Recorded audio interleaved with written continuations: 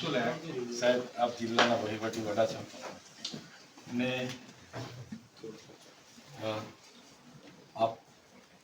આપે એવી કોઈ મારા વતી સાંસદને અહીંયા બોલાવ્યા હતા અને નીલરાવને બોલાવ્યા હતા અને આપે એવું કીધું છે કે ચૈતરભાઈ 1.5 કરોડ માગતા હતા પણ માંડ 75 લાખમાં પૈતું છે અને એમને 75 લાખ રૂપિયા આપણે આપવાના થાય છે ત્યારે સાંસદે એવું કીધું કે ના ભાઈ આપણે 1 રૂપિયો આપવાનો થતો નથી એમ કરીને સાંસદે 2 આટા પ્રેસ વાર્તા કરી છે। હવે મેં બી ધારાસભ્ય છું સાહેબ, સાંસદ તમારું નામ લઈને એવું કહે છે કે મને કલેક્ટરે ત્યાં બોલાવીને કીધા હતા તમે કલેક્ટરને પૂછી લો એટલે અમે પૂછવા આવ્યા। સાહેબ મેં ક્યારે તમારી પાસે 75 લાખ રૂપિયાની માંગણી કરી? આ વાત જ ખોટી વાત છે ને? હા બસ બસ તો આ મેં લેખિતમાં આવ્યો છું સાહેબ, તો મને સાહેબ આપ શ્રી મને ન્યાય આપશો એવી માંગણી છે સાહેબ। આપણે માર્ગ અને મકાન વિભાગના એક્શન સાહેબને બી પૂછી લેજો, એમનું નામ પણ આવે છે એટલે કદાચ એ રીતના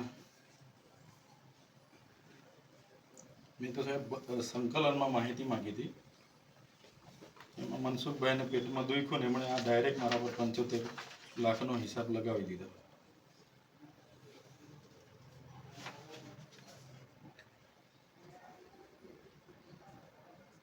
સર। આ રિસીપ્ટ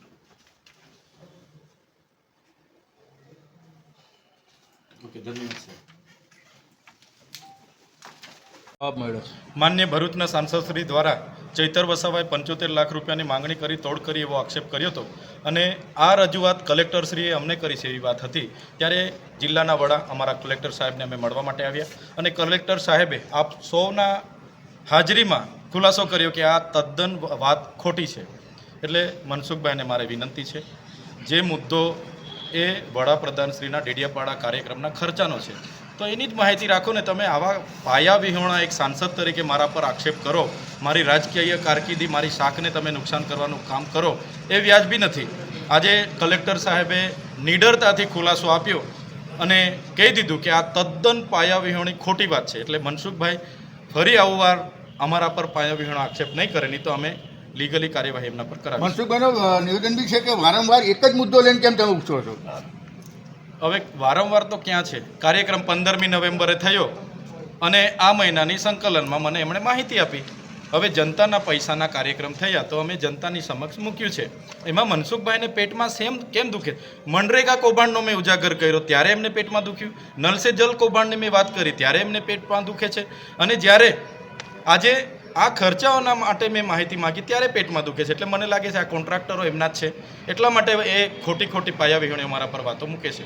તમારી રાજકીય કારકિર્દીને ઠેસ પહોંચાડવાનું મનસુખ દાદા એક સાંસદ છે, હું ધારાસભ્ય છું। કોઈ પણ એવી ગંભીર રજૂઆતો હશે એમણે મને ધ્યાન પર મૂકવું જોઈએ। ડાયરેક્ટ પ્રેસ કોન્ફરન્સ કરીને 75 લાખ રૂપિયાની ચૈતર વસાવાએ તોડ કરી જેવી જે આક્ષેપ કરી છે એ ખૂબ જ ગંભીર બાબત છે। મારી શાખ અને મારી રાજકીય કારકિર્દી પર ખૂબ મોટું નુકસાન આનાથી થઈ રહ્યું છે। આરએનબીના જે અધિકારી છે મોદી સાહેબનું પણ નામ છે?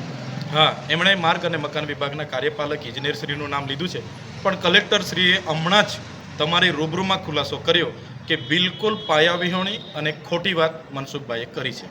ઓકે।